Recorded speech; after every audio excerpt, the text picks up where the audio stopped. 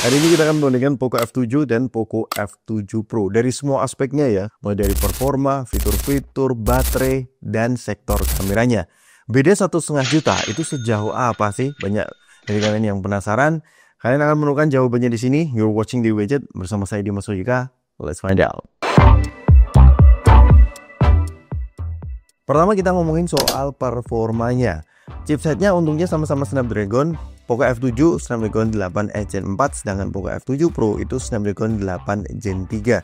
Untungnya variannya juga sama ya, 12/512 GB.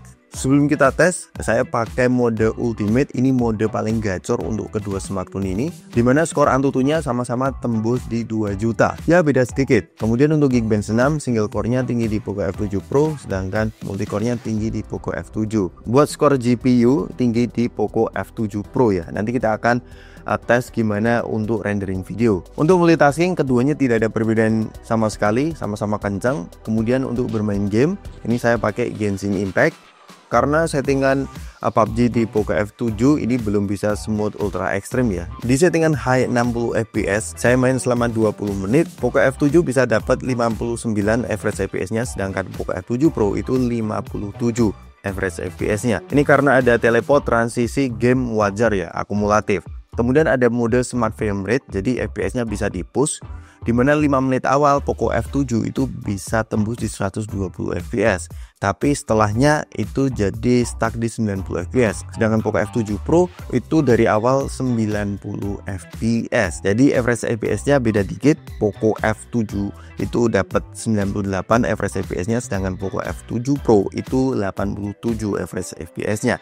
Jadi untuk performa gamingnya tipis-tipis lah keduanya. Kemudian buat rendering video, filenya 4K. Ini video panjang ya, 1,8 GB.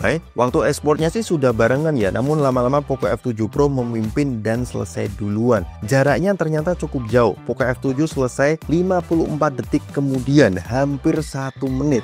Ini untuk ngegame nggak masalah, tapi untuk rendering ternyata lebih cepat. Nah, sekarang bagi kalian yang penasaran dengan suhu atau temperatur yang dihasilkan antara kedua device ini, saya akan kasih tahu satu persatu sesuai penggunaan sehari-hari. Yang pertama, pada saat ngisi daya, Poco F7 Pro itu tembus di 39 sampai 40 derajat, sedangkan Poco F7 itu 38 derajat. Kemudian buat rekam video 4K selama 15 menit, Poco F7 itu tembus di 38,5 derajat, sedangkan yang F7 Pro itu nyentuh di 40 derajat. Untuk benchmark seperti Antutu, Poco F7 itu nyentuh di 43 derajat, sedangkan Poco F7 Pro itu nyentuh di 44 derajat. Gaming selama 20 menit Genshin Impact tadi highest 60 fps, Poco F7 itu ada di 45 derajat, sedangkan Poco F7 Pro itu 46 derajat. Ya bedanya kurang lebih 1 sampai 2 derajat ya. Nah, saya pengen ngecek seberapa cepat sih naik suhunya.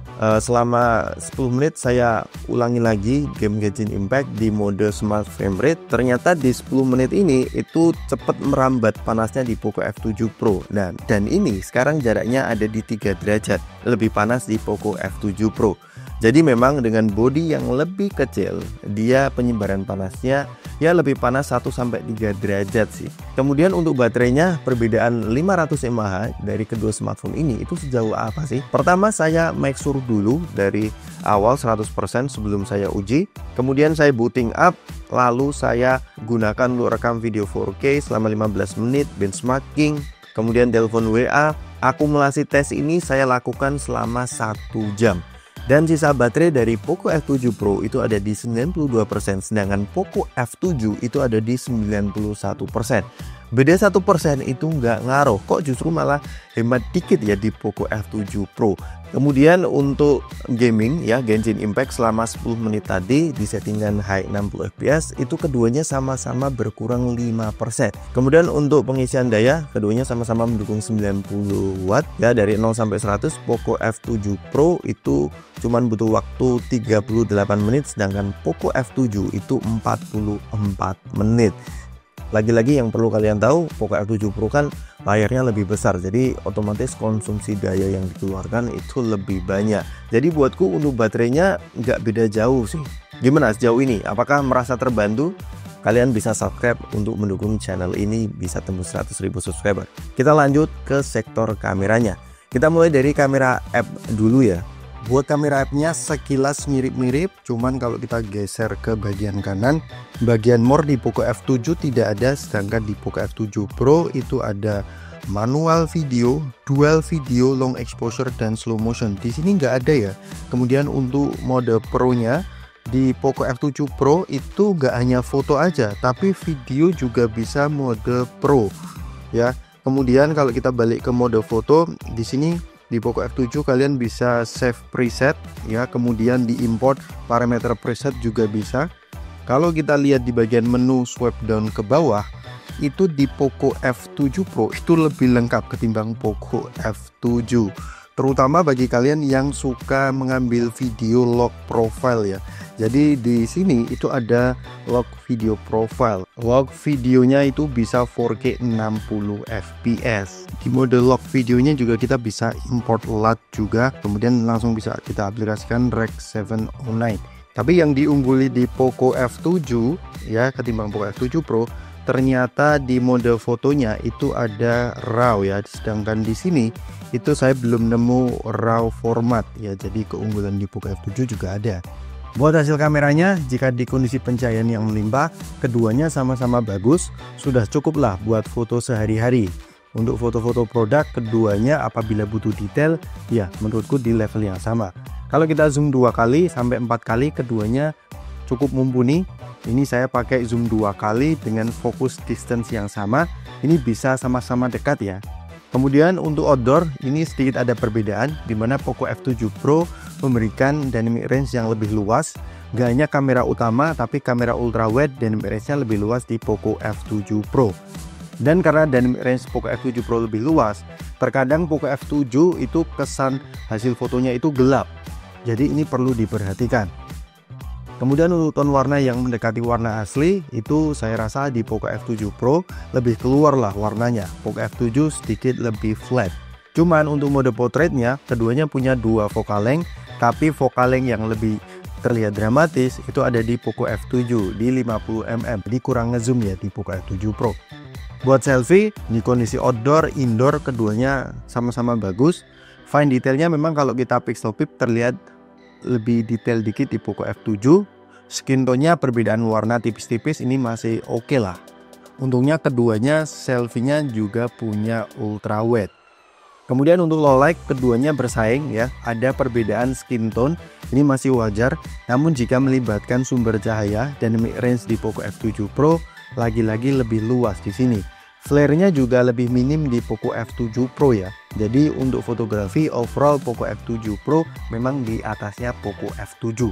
Nah, gimana dengan videonya? Kita analisa satu persatu. Dari segi kestabilan di resolusi 4K 30 fps, Poco F7 Pro lebih minim kedut-kedut ketimbang Poco F7. Kemudian secara image quality ini lumayan berasa bedanya ya. Poco F7 Pro ini agak lebih matang ya prosesinya, dan dynamic range-nya itu lebih luas di Poco F7 Pro.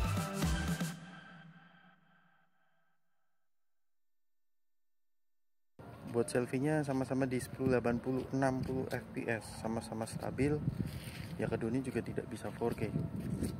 Tapi dari range-nya gimana? Gak bagus di Poco F7 atau Poco F7 Pro? Keduanya juga punya bokeh video.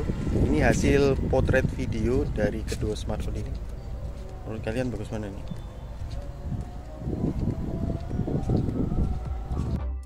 Ini dynamic for video malam hari ini kayak gini, 4K 30 fps. Kemudian yang keempat, fitur dan software saya gabungin aja ya. Kita ngomongin kesamaannya dulu. Yang pertama, keduanya sama-sama mendukung AR Blaster, 5G dual SIM, sama-sama nggak ada eSIM juga. Haptic feedbacknya menurutku ada di level yang sama. Stereo speaker, coba kalian dengar sendiri deh.